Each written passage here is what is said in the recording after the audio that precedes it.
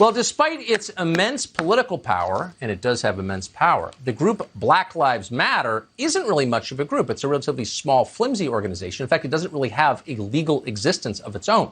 Officially, the primary Black Lives Matter group is simply a project of another nonprofit called Thousand Currents. Now, why is this interesting? Well, it's interesting because the current vice chair of Thousand Currents is a woman called Susan Rosenberg. And she's a convicted terrorist who spent 16 years in federal prison before she was given a pardon by Bill Clinton on the very last day in office.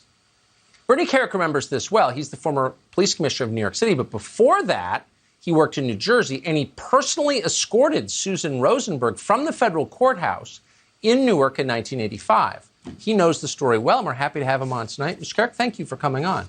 That picture is remarkable. So Susan Rosenberg... I had hair then, Tucker. I had hair. And an AR-15. So who is Susan Rosenberg? Why is it significant that she now, in effect, works for Black Lives Matter? Well, for me, on a personal note, it's important for your viewers to know who she is, because Black Lives Matter, as I've said, dating back to 2015, it's a revolutionary Marxist group. That's what it is. It's a group that wants to overthrow this government, the country. It's a group that its founders, its three founders, were inspired by a woman named Joanne Chesimard, who goes by an African name, Assata Shakur, who lives in exile in Cuba after she assassinated a New Jersey state trooper. She was involved in a number of bombings and executions of New York City cops in San Francisco, and cops in New Jersey.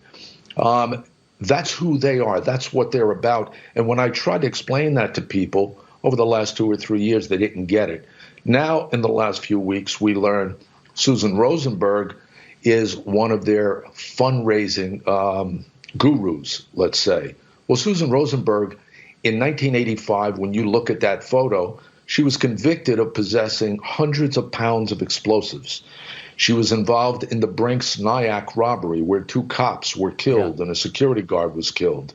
She was involved, her and her organization, the May 19th Communist Organization, they were involved in a number of police assassinations, bombings, the U.S. Capitol bombing, the Naval War College bombing, and a number of others in the United States.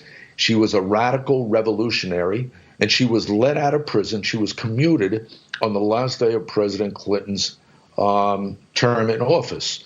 After 16 years in prison, she was given 58 years in prison. And now she's out. Who does she work for? Black Lives Matter. I think we're missing something here. I think DOJ should be looking at Black Lives Matter as a terrorist group, as a terrorist organization.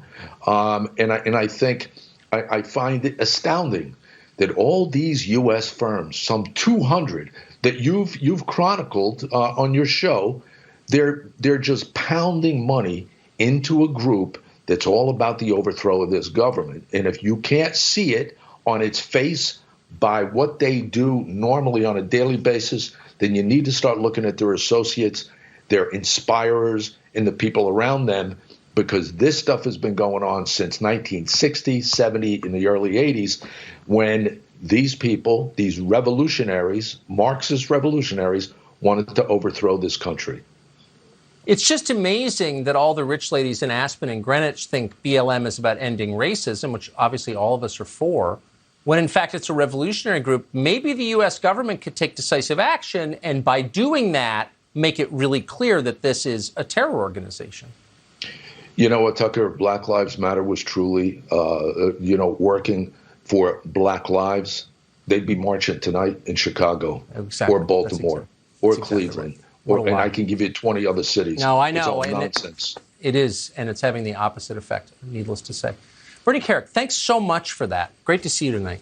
Thanks, Tucker.